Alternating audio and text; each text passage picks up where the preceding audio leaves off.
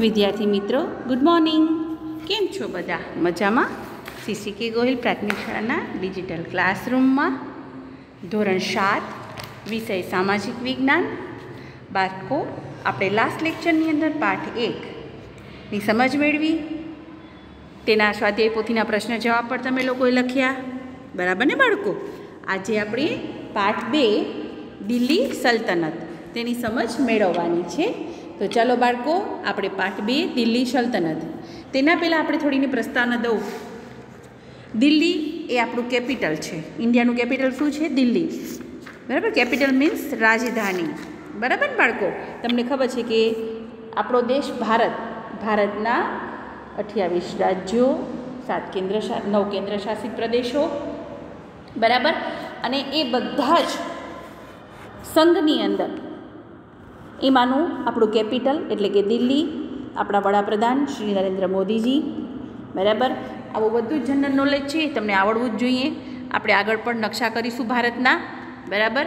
એના માટે ખાસ ભારતના રાજ્ય રાજધાની તમને એટલાસ તમારી પાસે છે 6ઠ્ઠા ધોરણની જ, એ એટલાસમાંથી જ રાજ્ય રાજધાની પાકા કરતા રહેવાના.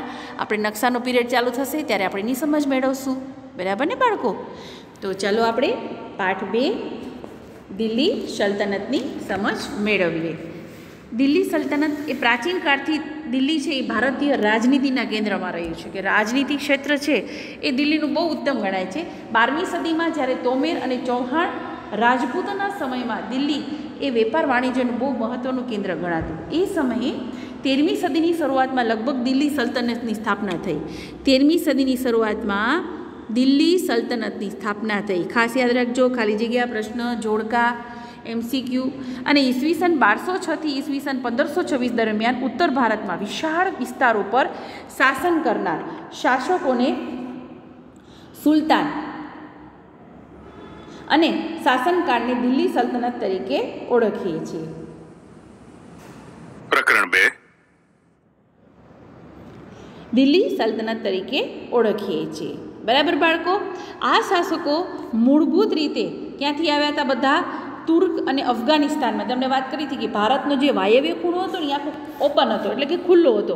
બહારના કોઈ પણ પ્રજાતિ, કોઈ પણ જાતિ છે ને એ બધી ભારતમાં આવવા માટે છે ને, જ્યારે આમ કહેવાય ને બેતાપ થતી, એકદમ આમ ઉત્કૃષ્ટ થતી. અને બધાને એમ થતું કે ભારત પાસે તો વિપુલ પ્રમાણમાં સંસ્કૃતિ, અઢળક સંપત્તિ, સોનું, ચાંદી એટલું સરસ હતું કે બહારના દેશોના લોકોની ઈર્ષા આવતી હતી.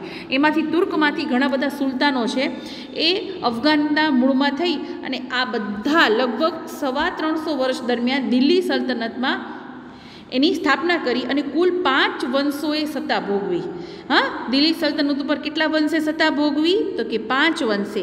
એમાંનો પહેલો વંશ છે ગુલામ વંશ, બીજો વંશ છે ખલજી વંશ, ત્રીજો છે તુગલક વંશ, ચોથો છે સૈયદ વંશ અને 5મો છે લોદી વંશનો સમાવેશ થાય છે. દિલ્હી સલ્તનતની સાથે આપણે આ પાઠમાં આગળ વિજયનગર અને બહમની સામ્રાજ્યનો પણ અભ્યાસ કરવાનો છે બાળકો. ખાસ યાદ રાખજો, આ બે બહુ મોટા રાજ્યો હતા અને આજે પણ એ રાજ્યો કહેવાય ને કે ખરેખર એને ઘણી બધી રીતે દેશને આગળ લાવવામાં એ દેશ એટલે કે એ રાજ્ય એની ખૂબ મોટી ગણના થયેલી છે, બરાબર. અને દિલ્હી સલ્તનત શાસનના કેન્દ્રમાં સુલતાન હતા. અને સુલતાન છે ને એ જ સર્વોપરી ગણાતા. રાજાએ કયો, સેનાપતિએ કયો, કારોબારી કયો, ન્યાયાધીશ કયો, એ બધું કોણ હતો? એક સુલતાન જ હતો. અને સુલતાનને મદદ કરવા માટે એક મંત્રીમંડળ રચાણું હતું, બરાબર. હવે એ મંત્રીમંડળમાં મંત્રી હતા, અધિકારીઓ હતા અને નિમણૂક છે ને એ સુલતાન પોતે કરતો. બધાને સિલેક્શન કોણ કરતો? સુલતાન કરતો.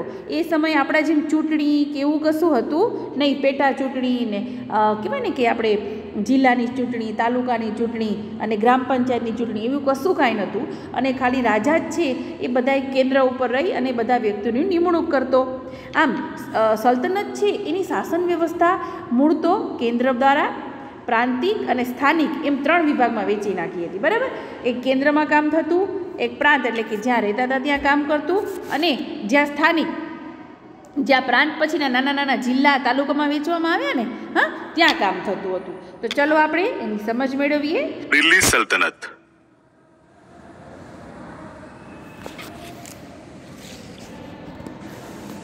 પ્રસ્તાવના. પ્રાચીન કાળથી દિલ્હી ભારતીય રાજનીતિના કેન્દ્રમાં રહ્યું છે.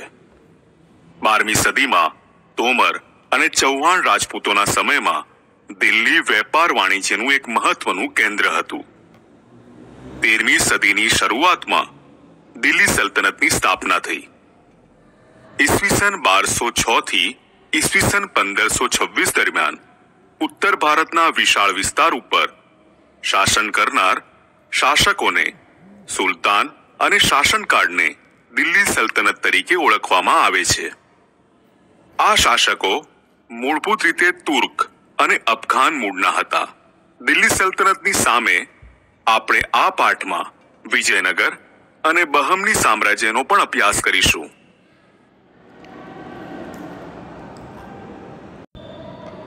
દિલ્હી સલ્તનતના શાસકો ઈસવીસન 1206 થી ઈસવીસન 1526 ના 350 વર્ષ દરમિયાન દિલ્હી સલ્તનતમાં કુલ 5 વંશોએ સત્તા ભોગવી, જેમાં ગુલામ વંશ, ખલજી વંશ, તુગલક વંશ, સૈયદ વંશ અને લોદી વંશનો સમાવેશ થાય છે. ગુલામ વંશ ઈસવીસન 1206 થી ઈસવીસન 1290. ઈસવીસન 1192 માં તરાઈના બીજા યુદ્ધમાં સિહાબુદ્દીન મુહમ્મદ ઘોરીએ પૃથ્વીરાજ ચૌહાણની સામે નિર્ણાયક વિજય મેળવી દિલ્હીમાં સલ્તનતની સત્તાનો પાયો નાખ્યો. મુહમ્મદ ઘોરીના ગુલામ કુતુબુદ્દીન ઐબક મામલુક વંશનો હતો. માત્ર 5 વર્ષના તેના શાસનકાળમાં તેણે સલ્તનત સત્તાને જાળવી રાખવાનો પ્રયત્ન કર્યો. ઈસવીસન 1210 પોલો રમતા ઘોડા ઉપરથી પડી જવાના કારણે તેનું મૃત્યુ થયું. કુતુબુદ્દીન ઐબકના અવસાન બાદ તેનો ગુલામ અને જમાઈ ઇલ્તુત્મિશ ગાદીએ આવ્યો. તેણે સલ્તનત સત્તાને સર્વોપરી બનાવવા ચેહલગાન 4 ગાનની સ્થાપના કરી, એટલે કે 40 તુર્ક અમીરોના દળની રચના કરી. તેણે રાજધાનીનું સ્થળાંતર લાહોરથી દિલ્હી કર્યું. ઇલ્તુત્મિશને ગુલામ વંશનો સાચો સ્થાપક માનવામાં આવે છે. પોતાના એક પણ પુત્રને સુલતાન બનાવવા યોગ્ય ન સમજતા ઇલ્તુત્મિશે પોતાની કાબેલ પુત્રી રઝિયાને પોતાની ઉત્તરાધિકારી જાહેર કરી.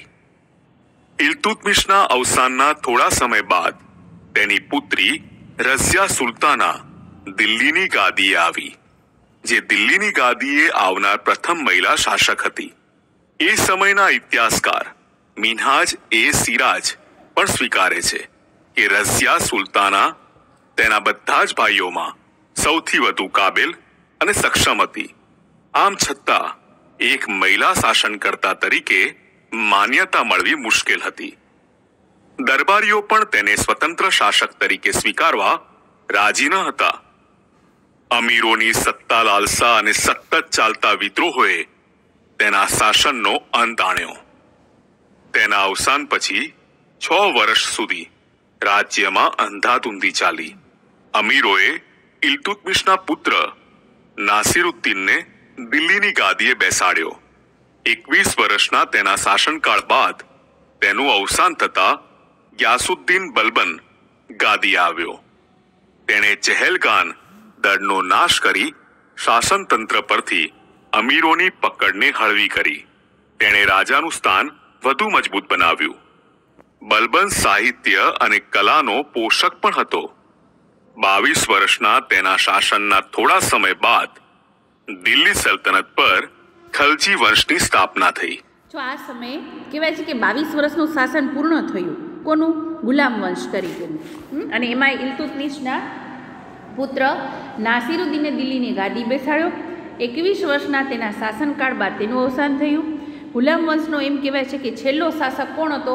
ગ્યાસુદ્દીન બલબલ હતો. અને તેમણે ચહેલગામ દળને વિખેરી નાખ્યું અને શાસનતંત્ર પરથી અમીરોની પકડને હળવી કરી નાખી. તે પોતે સારો શાસક, સાહિત્યકાર અને કલાનો પોષક હતો. બહુ શોખીન હતો. અને બલબલના 22 વર્ષના શાસન બાદ દિલ્હી સલ્તનત પર કોની સ્થાપના થઈ? ખલજી વંશની સ્થાપના થઈ. જો આ પૂર્ણ થયું, હવે બીજો વંશ કયો આવ્યો? ખલજી વંશ. ખલજી વંશ ઈસવીસન 1290 થી ઈસવીસન 1320. જલાલુદ્દીન ખલજીથી ખલજી વંશના શાસનની શરૂઆત થઈ. જલાલુદ્દીનના 6 વર્ષના શાસન બાદ દિલ્હીની કહેવાય છે કે જલાલુદ્દીન ખલજી વંશની શરૂઆત થઈ અને તેમણે 6 વર્ષ સુધી શાસન કર્યું અને તેના શાસન બાદ અલાઉદ્દીન ખલજી દિલ્હીની ગાદી આવ્યો. અલાઉદ્દીન ખલજીએ જ્યારે ઉત્તર ભારત, ગુજરાત અને દક્ષિણ ભારત ઉપર વિજય મેળવી અને દિલ્હી સલ્તનતનો વિસ્તાર ખૂબ વધાર્યો. એટલે કે એ બધા ઉપર શું કર્યું? પોતે વિજય મેળવી લીધો એટલે એના કબજામાં આવી ગયું અને ધીમે ધીમે પૂર્વમાં, પશ્ચિમમાં ને વાયવ્યમાં ને ઈશાનમાં ને એ બધા જ ખૂણામાં પોતાનો વિસ્તાર વધારતો ગયો. આમ અલાઉદ્દીન ખલજીએ જ્યારે સૈન્યની વિશિષ્ટ ઓળખ માટે ઘોડા અને સૈનિકો માટે અનુક્રમે દાગ અને ચહેરા પદ્ધતિની શરૂઆત કરી. જો આ ખાસ યાદ રાખજો, દાગ અને ચહેરા પદ્ધતિ. તેણે બહુ વસ્તુઓમાં ભાવ હતા એનું નિયમન કર્યું, એટલે કે ભાવ નિયમન કર્યું, બજાર ઉપર નિયંત્રણ મેળવ્યું, સંગ્રહખોરી નિયમન જેવા વહીવટી સુધારા કર્યા. એટલે ઘણા લોકો શું કરે કે વસ્તુઓનો જથ્થો આવે ને ત્યારે સંગ્રહખોરી કરી લે, પછી જ્યારે એની તંગી પડે ને ત્યારે એ બારે કાઢે અને ખૂબ ઊંચા ભાવે વેચતા. બરાબર, તો એને કઢાવ્યો. આમ ખલજી વંશના અંત પછી દિલ્હીની ગાદી ઉપર ગ્યાસુદ્દીન તુગલક આવ્યો અને તેમણે દિલ્હીની ગાદી ઉપર તુગલક વંશની સ્થાપના કરી. પહેલાં આપણે સમજીએ ખલજી વંશ. ગાદીએ મહત્વાકાંક્ષી સુલતાન અલ્લાઉદ્દીન આવ્યો. તેણે ઉત્તર ભારત, ગુજરાત અને દક્ષિણ ભારત પર વિજય પ્રાપ્ત કરી સામ્રાજ્યનો વિસ્તાર કર્યો. દિલ્હીમાં સ્થાયી સેનાની શરૂઆત કરી. તેણે સૈન્યના ઘોડા અને સૈનિકોની વિશિષ્ટ ઓળખ માટે દાગ અને ચહેરા પદ્ધતિની શરૂઆત કરી. આ ઉપરાંત ભાવ નિયમન, બજાર નિયંત્રણ, સંગ્રહખોરી નિયમન જેવા વહીવટી સુધારા પણ કર્યા. અલ્લાઉદ્દીન ખલજીના અવસાન બાદ રાજ્યમાં અંધાધૂંધીનું વાતાવરણ રહ્યું. ખલજી રાજવંશનો અંત આણી દિલ્હીની ગાદીએથી તુગલક શાસનની શરૂઆત કરનાર ગિયાસુદ્દીન તુગલક હતો. આટલું જાણો.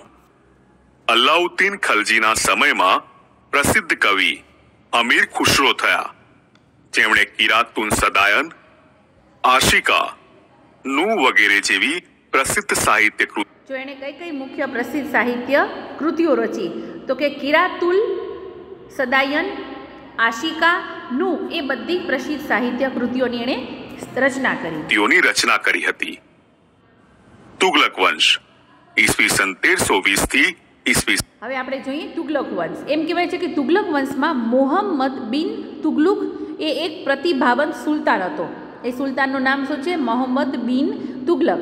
તેણે કેટલી બધી યોજનાઓ અમલમાં મૂકી પ્રજા સામે અને જે એ યોજનાને કહેવાય છે તરંગી યોજના તરીકે ઇતિહાસમાં સ્થાન પામી. આજે પણ તરંગી યોજના તરીકે ઓળખીએ છીએ. અને એ યોજનામાં રાજધાનીનું દિલ્હીથી દૌલતાબાદ સ્થળાંતર કરી પ્રતીક મુદ્રા પ્રયોગ યોજનાઓ મુખ્ય હતી.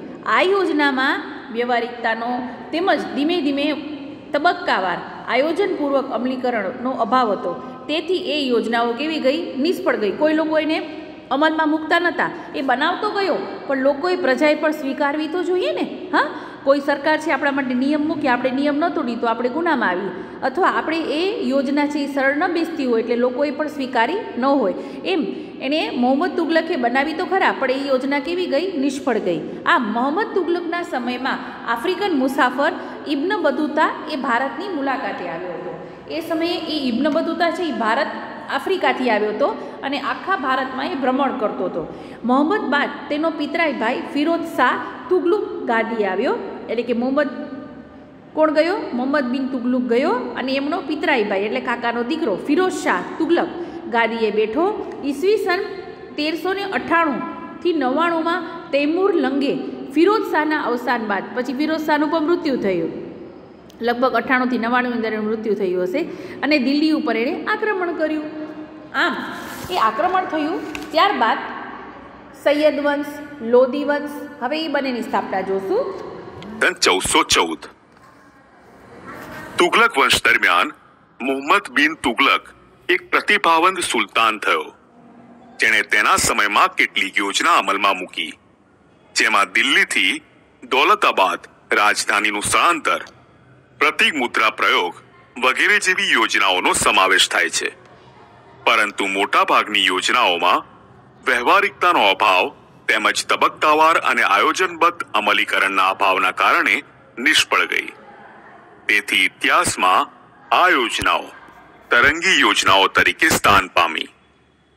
મોહમ્મદ તુગલકના સમયમાં આફ્રિકન મુસાફર ઇબ્ન બતુતા ભારતની મુલાકાતે આવેલ મોહમ્મદ તુગલક બાદ તેનો પિતરાઈ ભાઈ ફિરોઝ શાહ તુગલક ગાદીએ આવ્યો. ફિરોઝ શાહ તુગલકના અવસાન બાદ તૈમૂર લંગે દિલ્હી પર આક્રમણ કર્યું ઈસવીસન 1398 થી 1399, જેથી સત્તાના પાયા હચમચી ગયા અને તુગલક સત્તા મર્યાદિત બની.